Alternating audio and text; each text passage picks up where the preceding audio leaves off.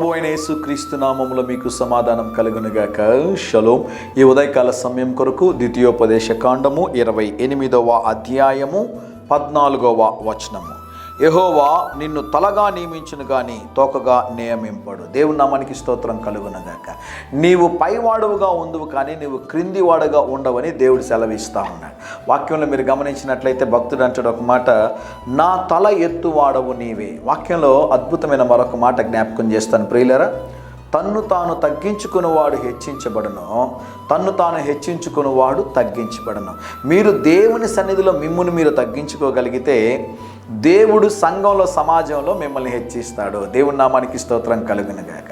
కొంతమంది వ్యర్థమైనటువంటి మాటలు చెప్తూ ఉంటారండి. చాలా వ్యర్థమైనటువంటి ప్రలాభాలు పలుకుతూ ఉంటారు. నాకు అది తెలుసు, నాకు ఇది తెలుసు, నాకు వాళ్ళు ఉన్నారు, నాకు వీళ్ళు ఉన్నారు, నాకున్న బలం ఏంటో తెలుసా, నాకున్న బలగం ఏంటో తెలుసా, ఇవన్నీ మాట్లాడుతూ ఉంటారు. గమనించండి, ఇవన్నీ మాట్లాడి నిలిపేసిన తర్వాత ఒక 100 రూపాయలు ఉంటే ఇస్తారా అని అడుగుతూ ఉంటారు కదండి.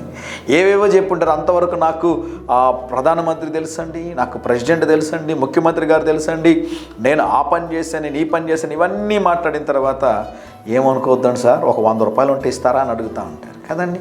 అయితే దేవుడు నిన్నెప్పుడు ఉన్నతముగా ఉంచాలని దేవుడు ఆశపడతా ఉన్నాడు. నీవు తలగా ఉండాలని దేవుడు కోరుకుంటున్నాడు. నువ్వు తోకగా ఉండాలని దేవుని ఉద్దేశం కాదు. నీ పైవాడుగా ఉండాలని దేవుడు కోరుకుంటా ఉన్నాడు. ప్రభు సన్నిధిలో ఆయన బలిష్టమైన చేతి కింద ఎవరైతే దీనదాసులుగా ఉంటారో వారిని దేవుడు అంచెలంచెలుగా ఆశీర్వదించి అభివృద్ధి పరుస్తాడండి. ఎప్పుడు చెప్తుంటాను ఒక మాట వినండి. వీలైతే నన్ను చూడడానికి ప్రయత్నం చేస్తారా? గర్విష్ఠులకి దేవుడు విరోధి. నేను అనేక మందిని చూశాను నా జీవితంలో.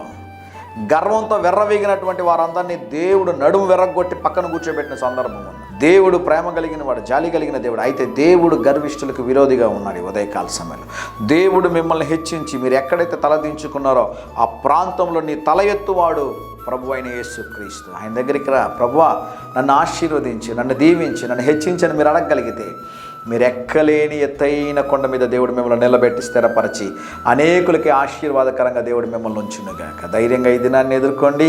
దేవుని సన్నిధి మీకు తోడుగా వచ్చునుగాక. ప్రియ పరలోకపు తండ్రి, ఈ దినం మా ప్రియులు తలపెట్టు ప్రతి కార్యములో ప్రభువా మీరు తోడుండి జయమును అనుగ్రహించమని యేసు నామములో ప్రార్థిస్తున్నాము తండ్రి. Amen, amen.